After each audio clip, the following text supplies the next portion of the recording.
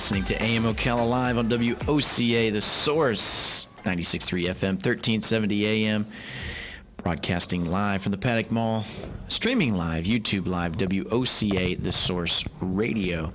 And in the studio, I got Martin Suter. Good morning, partner. How's it going? Good, fine. How about you? I'm doing great. It's Friday, baby, and the sun is shining. You know, sun is shining. It's a little chilly. Every day last week, in the morning, it was cloudy. Yeah. It was starting to get into me a little bit. And you know, it was cloudy a little bit earlier this week when we had all that rain and stuff come through. And that sun's shining, and it's a Friday, and it's going to be beautiful the rest of the weekend. That's good stuff. Yeah, last week is basically why I moved from Indiana. Although, like you said, it's a little bit chilly. The temperature right now is still holding up something as if it was Indiana, so to speak. As we're still hanging right around 30. Yeah, you know, a couple of things. Well, one that kind of amazes me is, you know, I don't have well water. A lot of people do, but I don't. And in the city, you don't. But it's private of some sort. I'm a little bit outside the city, but it's not a well. So it amazes me that it doesn't take very long, and as soon as it gets cold, man, that water is cold. Mm-hmm. I don't know how it gets cold so fast. I guess it's because probably sitting in one of those metal water towers. Yeah. Something like that. The can itself or whatever, but it darn sure gets cold now. You know, it doesn't cool off when it gets a little cool, but when it gets cold, you can tell. You know. Actually, I had cold water coming out of my tap this morning, so yeah, you know, yeah, it's kind of weird. Yeah. Now, as we have you in, just to talk a little tech or anything along that lines, science-wise, in lieu of, I was thinking about it, and they're really starting to advertise that 5G stuff now. We always kind of see to bring that up a little bit, right? But I think now it's being labeled 5G. But what's this was a question I had for you. What was all the LTE stuff? Now we had 4G LTE, and now everything's being just 5G. What did that mean, LTE? Do you know? I honestly don't know what the acronym was for. You know, I thought it was 4G Lite, but yeah, I really don't know. And in their world, these G's are just generations. Right, of the technology that they're using for the platforms of the. Yeah, unlike my modem has a output of 5G. Right, on the router, the wireless router, but that's 5 gigahertz. Gigs, yeah. You know, so yeah. Everybody's like, oh, I don't think 5G is good yet. And I'm like, no, this is just 5 gigahertz. You know, it's just got 2 outputs. You know, right. So yeah. So the 5G is the 5th generation of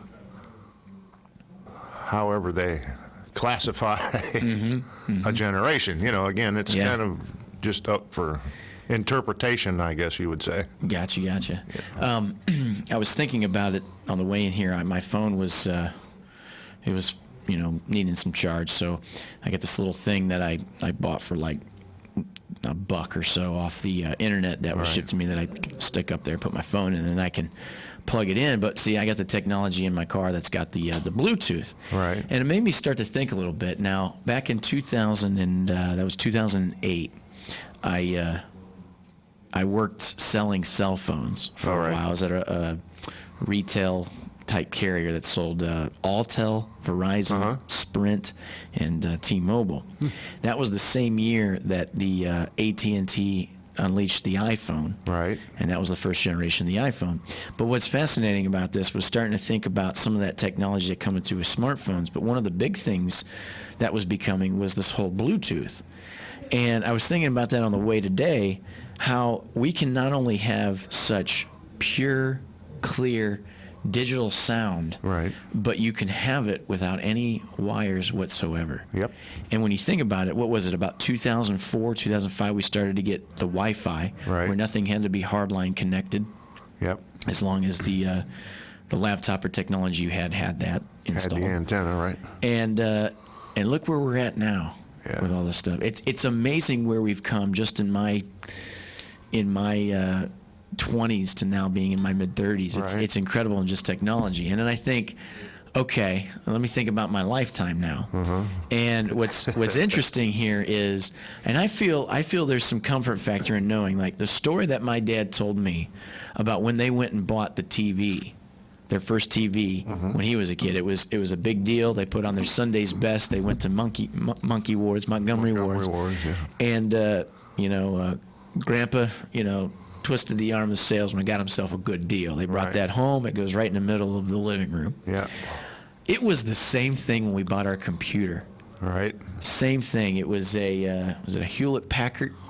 We went out. We went to we went to the technology store, and they were advertising something. He asked about the advertising of that specific model. They talked a little bit about what it did, and then they said to sweeten the deal, we'll throw in this whole little booklet of CD-ROMs, and it had like just a bunch of bogus stuff. Sure. Did have Carmen Sandiego. Where in the world's Carmen Sandiego? Gotcha. But it also had like ACT and SAT study materials, and that's half the reason. They're like, oh, that's perfect because he's going to be in high school here. Right. And then we went to the furniture store and we bought ourselves a nice office desk, and then we put that computer, the office desk, right there in the living room, and that was our first computer. Right. And now it's nothing close to that. No. Nothing close to that, because my girl's family, she's got sisters that are teenagers, so they got iPads and laptops in their own room, connected to Wi-Fi, and that's it. Yeah, I mean, quite honestly, I don't remember the last time I opened my computer. I have a 10-inch Samsung tablet, and and it's got the little keyboard with a magnet. That's the one that the company gave me. I have a 10-inch on my own that's on Verizon. They're both actually on Verizon, but but I really just go to the tablet. It's easier. It comes on fast. I don't have to worry about too much on it anyway. Yeah. As far as privacy issues, since not near as much info on it as the computer has, but. I'm thinking to myself, man, what? I was 13, 14 years old when we got that computer. All right. And like I said, nowadays kids have their own laptops just in a room. And see, that was the thing growing up too. Is like with the TV, I had friends who had a TV in their bedroom. I wasn't allowed a TV in my bedroom. No. And of course, when I got older, I got a TV in my bedroom now, and it's amazing. But it's to that extent with a computer. Yeah. And I feel like I'm kind of sitting on one of the last generation's people that were introduced to technology as an introduction, not like just it's around me, it's everything. Because even even cell phones. I didn't have a cell phone until I was 19 years old. Right. Well, I think I came home second or third grade from school, and we had a living area in our basement also, and I went downstairs and there it was, man. The TV actually was the first color TV. It might have had a black and white one in the past. I don't remember. My dad was an electrical engineer, worked in Chicago, and we could usually get the technology when it was starting to come around. But so yeah, I was probably, I don't know, second or third grade. I'm probably more your dad's age though. Yeah. And we didn't. I was in sales, which would put me in my 30s before any type of a car phone. Yeah. Yeah. Any type, and it was a car phone. It was mounted in your car and looked like the phone in the house. Yeah. Yeah, and it stayed there. In what way did that transfer out? Like how did that work? I was always curious about that. How did a car phone, the actual phone work? Because that was before. Because I know Elvis had a car phone, even in his car and stuff. It's the same, and basically. Yeah. I mean, it is and it isn't. Yeah. But same. You still had your antennas that put out, brought it back in. Put it out, brought it back in. Yeah. But you used a regular antenna stuck on the car. Gotcha. And then they came out with a bag phone. Oh yeah, the bag phones. And my buddy swore by the bag phone. He had big boats, and we'd go fishing. And we'd go out a ways, but he always said that one worked better and sounded better, would go farther, and we had the regular cell phones at that point, and but he insisted on that bag phone until they said, sir, we just can't, that's it, Yeah, that's so incredible. then it was the brick, they called it, Right. then the flip, so The bag, the brick, the flip, then the smart. yep, then the smart. Now they're as big as a tablet if you want to, if you want to get it that big. I mean, at some point, how big is too big for a phone? That's, I mean, if you're going to use it as a tablet, then, it needs to, for me, it needs to be at least 8 inches, preferably 10. Yeah. My eyes aren't getting any better, but,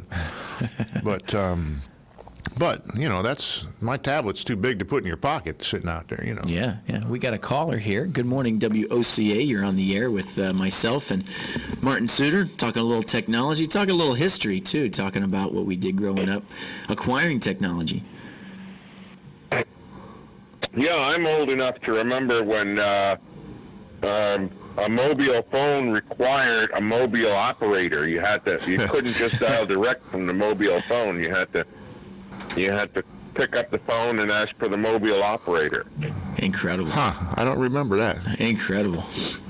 So how did that work? You call up that was you called the number that you wanted to dial out to, but somebody had picked up as a mobile No, operator? it didn't even have a dial. You picked up the phone, and that opened the circuit, and the mobile operator would answer, and then you would say, dial such and such, and...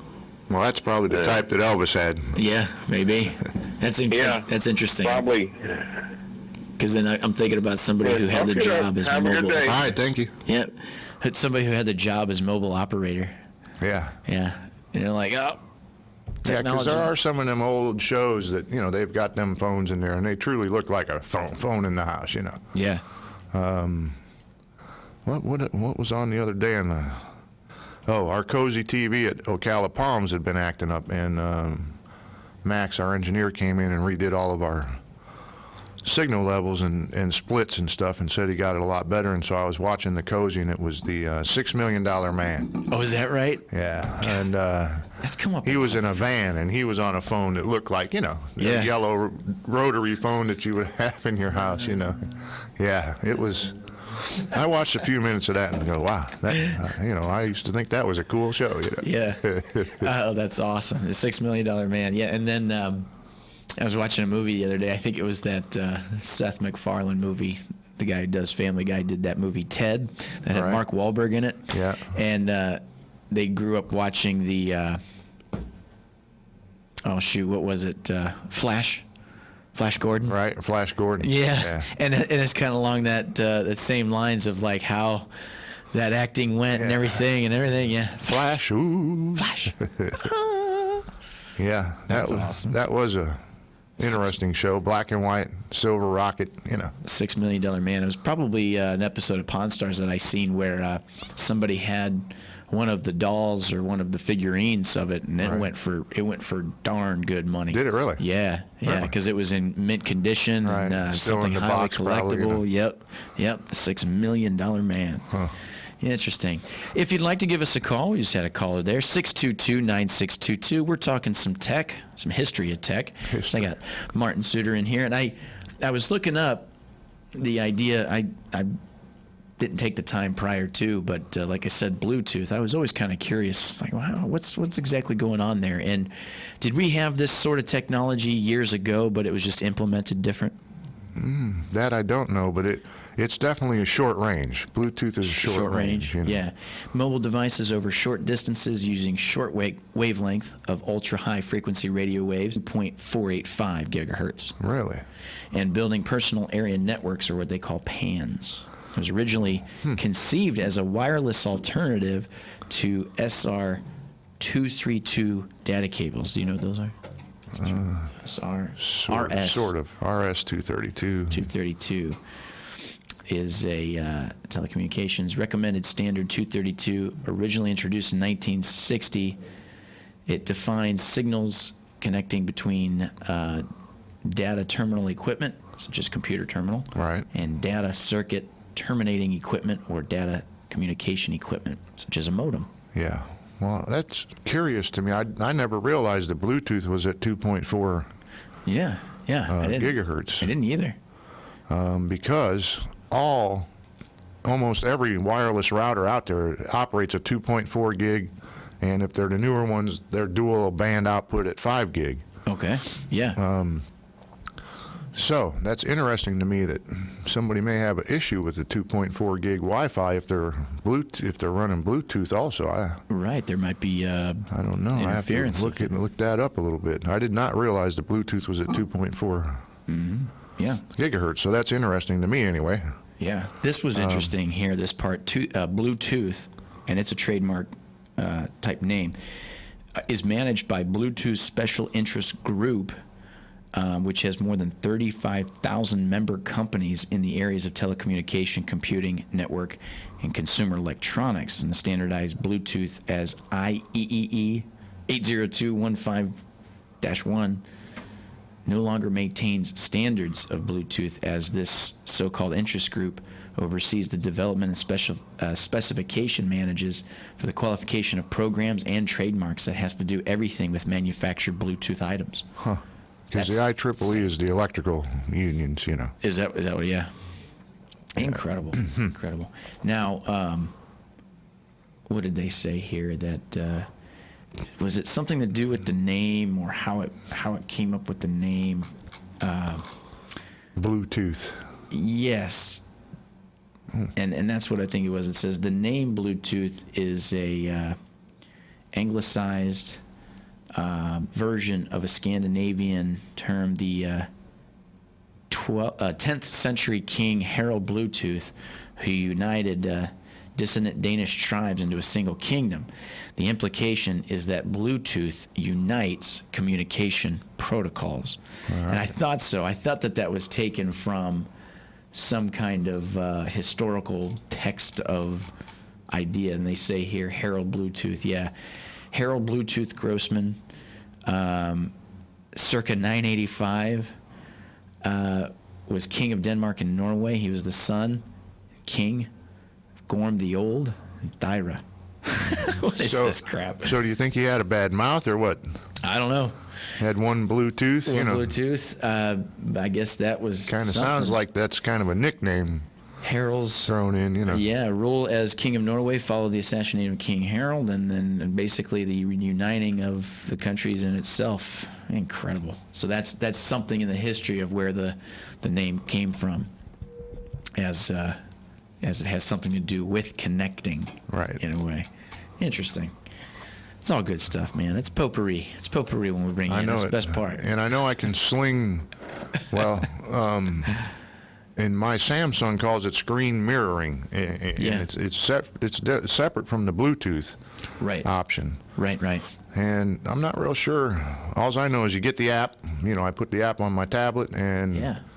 you know, for instance, the Masters, you know, has their own internet channel, and it starts at 10 o'clock in the morning. It's not on TV till like 2. Right. But I can pull it up on the tablet and screen mirror it up to my 60-inch, you know, at 10 o'clock in the morning, Yeah.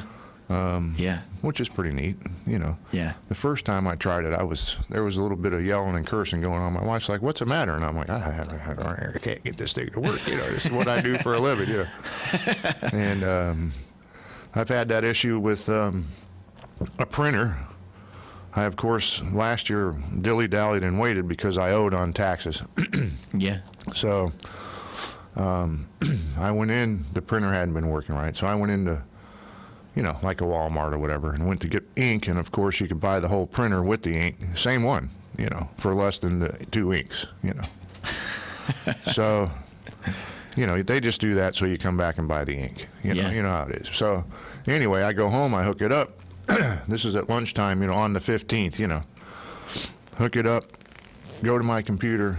I can't get it to work. I cannot get it to print. I spent an hour in there.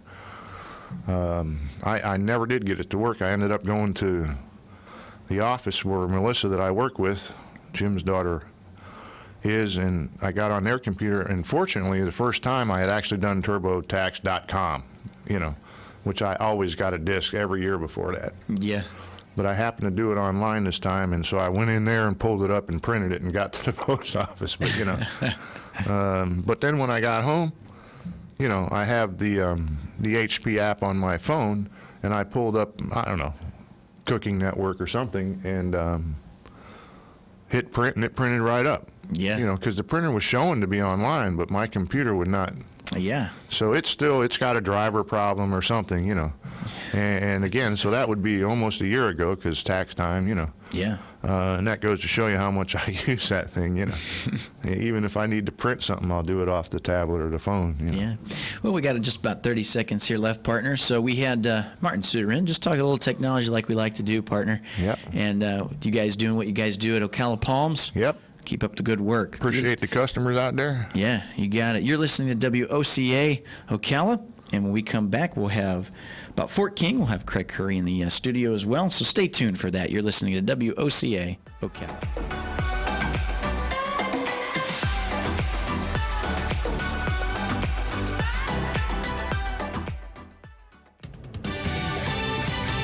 Fox News, I'm Lillian Wu. Democratic presidential hopefuls down to their last day before the South Carolina primary.